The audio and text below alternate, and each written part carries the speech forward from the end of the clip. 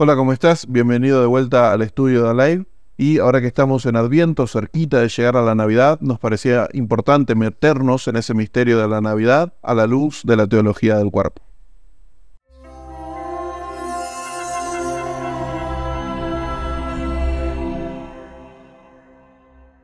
Hola Enzo, ¿cómo andás? Bien, feliz de estar acá. Gracias por la invitación. Muchas gracias a vos. Y por ahí como dinámica pensaba podemos compartir algunas citas bíblicas, alguna cita de algún santo, también algo del catecismo, para que nos ayude a iluminar el misterio de la Navidad, de lo que la Navidad significa. Y la primera es, en definitiva, una propuesta nupcial, que es la propuesta de Dios para con su pueblo, para con Israel, porque esto es en el Antiguo Testamento, en Oseas 2:19, y la cita dice: te desposaré conmigo para siempre. O sea, la propuesta nupcial, en definitiva, de Dios, el esposo, es la gran alianza que le propone al pueblo de Israel, a su esposa, porque, en definitiva, creo la Navidad es justamente la concreción de ese misterio esponsal, porque en una sola persona, en una sola carne, verdaderamente se unen la divinidad y la humanidad. Uno de los grandes puntos de la teología del cuerpo es pensar en la unión de los dos en una sola carne, ¿no? Pero no solamente en la unión humana, o más todavía la unión humana ilumina la unión divina, o sea, de cada uno de nosotros con la divinidad. Y Jesús es eso, Jesús es ya esa fiesta de bodas, la encarnación de Dios es ya la fiesta de bodas de Dios uniéndose para siempre en la humanidad. Y pensaba el cuerpo de María es como el lecho nupcial, como la recámara nupcial en donde se celebran esas bodas. Sí, sabes que mientras te escuchaba pensaba en esto que muchos expositores de la teología del cuerpo dicen, ¿no? Que Dios quiere casarse con nosotros.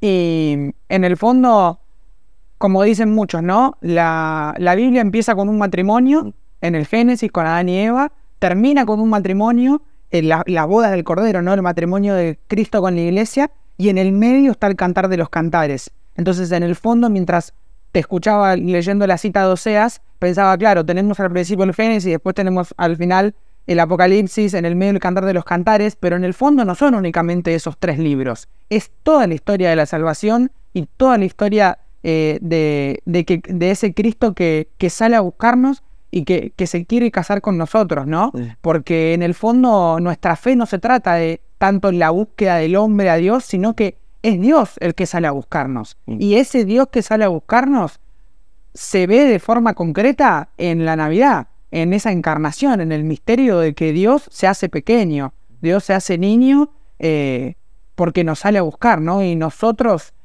como iglesia, tener esa postura de receptividad, de querer recibir justamente al esposo, ¿no? Es que, bueno, decías el Cantar de los Cantares, ¿no? Benedicto XVI dice, ese libro, esa poesía de amor erótico, que en definitiva Eros es ese deseo por la verdad, por el bien, por la belleza, que incluye el deseo sexual, pero también va mucho más allá, ¿no?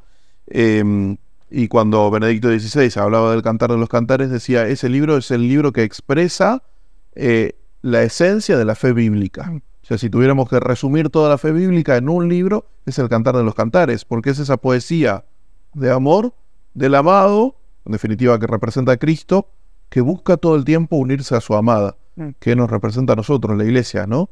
Y que además se concreta en María, porque justamente si vemos a María y a la virginidad de María a la luz del Cantar de los Cantares, y vemos en la amada del Cantar de los Cantares también a María, en definitiva entendemos la virginidad de otra manera, porque viste que por ahí muchas veces pensamos en la virginidad como una especie de negación de la sexualidad, cuando en realidad justamente es todo lo contrario, es abrir hasta el infinito la sexualidad, plenificar la sexualidad, para que la sexualidad exprese aquello para lo que estamos creados, que en definitiva es esta fiesta eterna de bodas, ¿no? Ella ya la adelantó en su cuerpo, verdaderamente, ¿no?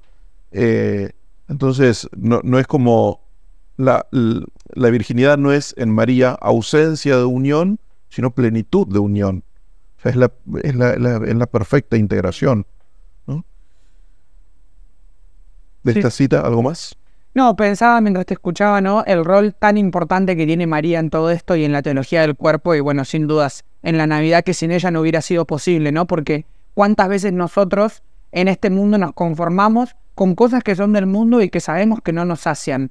Pero María es la que supo abrirse, justamente como decías, al infinito. Ella es la que supo abrirse por completo y saber que el infinito era lo que realmente podía saciar su corazón, ¿no? Y no las cosas finitas. Y como vos decís, adelantó ya lo que todos estamos llamados a vivir. Y pensaba, estamos hablando de la unión de los dos en una sola carne, de ese misterio esponsal, ese es el contexto, ¿no? Del cantar de los cantares, del amado que busca a la amada, el lecho nupcial, estamos como en todas esas imágenes. Entonces pensaba en una siguiente cita que puede iluminar el misterio de la Navidad, que es una cita directa de la teología del cuerpo, de la catequesis 67, que hago una aclaración, ¿no? Juan Pablo II, antes de ser papa, antes de ser teólogo, inclusive antes de ser filósofo, que todo eso lo era, también fue filólogo, ¿no? La filología es como esa ciencia que se dedica a estudiar el lenguaje y las palabras, y el origen de las palabras, y la historia, etcétera. Entonces, cuando usa algunos términos, me parece, lo usa como con mucha conciencia, ¿no? Como eligiendo muy bien cada término. Entonces, bueno, estamos con todas estas imágenes. Y fíjate cómo Juan Pablo II en esta teología del cuerpo habla de la divinización del ser humano. O sea, que no estamos solamente llamados a vivir una buena vida, sino que estamos llamados a ser divinizados.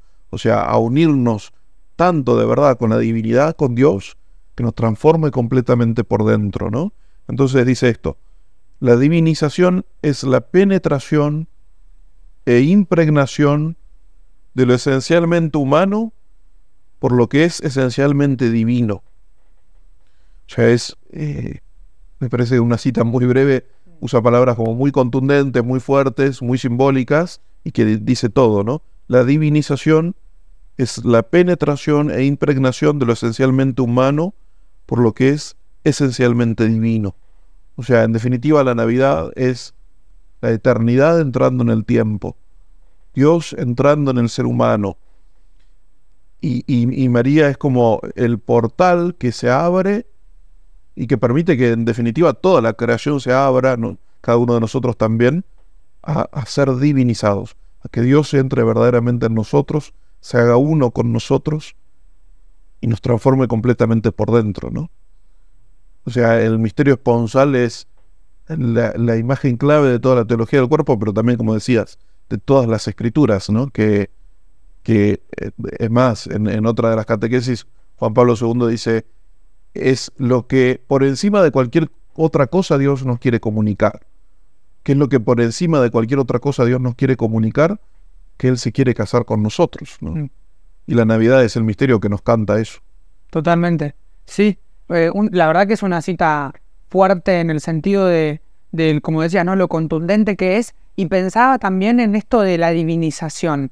Esta divinización de unir lo que es esencialmente humano, o sea, lo que nosotros somos como varón y mujer, con lo que es esencialmente divino. Para poder concretar esa divinización, pensaba en justamente cómo nos estamos preparando para que eso se pueda concretar. O sea, lo importante que es el tiempo de Adviento para poder prepararse para que eso suceda en el momento de la Navidad y no que se viva como una simple tradición o una costumbre, sino realmente como poner los medios concretos para que eso realmente pueda suceder. Y eso pasa cuando volvemos a lo mismo, a María, cuando nosotros, que somos finitos, nos abrimos a lo que es infinito. Y eso sucede concretamente en la Eucaristía, sucede en los sacramentos, sucede en el misterio de lo que es la misa. Y esa creo que es la mejor preparación para la Navidad. Bueno, que por eso Juan Pablo II le dice a la Eucaristía el sacramento de los esposos. Claro. O sea, la Eucaristía es el momento en el que verdaderamente nos hacemos una sola carne con la divinidad realmente presente en esa Eucaristía, ¿no?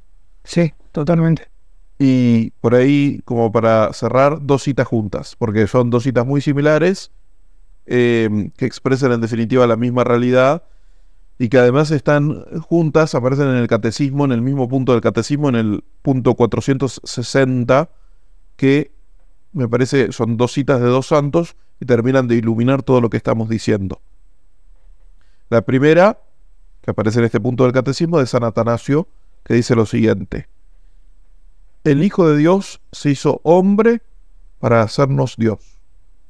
El Hijo de Dios se hizo hombre para hacernos Dios. Y la segunda de Santo Tomás, que también aparece en el mismo punto del catecismo: el Hijo unigénito de Dios, queriendo hacernos partícipes de su divinidad, asumió nuestra naturaleza para que, habiéndose hecho hombre, hiciera dioses a los hombres. ¿Qué te parecen esas dos citas? Como para resumir de forma muy sencilla. Sí, son una bomba.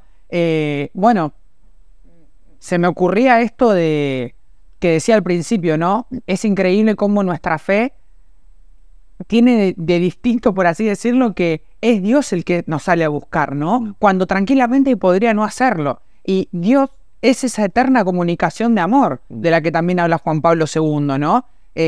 Donde el Padre ama al Hijo, el Hijo recibe el amor del Padre, y en ese intercambio de amor es tanto el amor que se tienen el uno al otro que está también el Espíritu Santo, ¿no? Y en ese hagamos que dice la Trinidad en el Génesis, es justamente por eso, ¿no? Ese hagamos en plural manifiesta ya desde el principio la existencia de la Trinidad, que vio que cuando nos creó era muy bueno. Entonces, es ese Dios que sale a nuestro encuentro porque quiere que seamos como Él, no justamente, o sea, no dioses, sino como Dios, que es en el fondo como era en el principio. Entonces, es ese Dios que no se guarda nada para sí mismo porque no es egoísta, porque el amor es totalmente contrario a una actitud egoísta. Entonces, es ese Dios que quiere que participemos de esa eterna comunicación de amor con Él. Sí, pensaba, es de alguna manera como expandir nuestra capacidad hasta el infinito, porque si esto es, como dice San Atanasio, y que además dice el Catecismo, que es el compendio como fundamental de nuestra fe, que el Hijo de Dios hizo hombre para hacernos Dios, o lo que dice Santo Tomás, que habiéndose hecho hombre, hiciera dioses a los hombres. En definitiva es infinitizar, o sea, llevar hasta el infinito nuestra capacidad de recibir amor, de recibir la plenitud de Dios en nosotros, de recibir el infinito de la felicidad que buscamos en nosotros.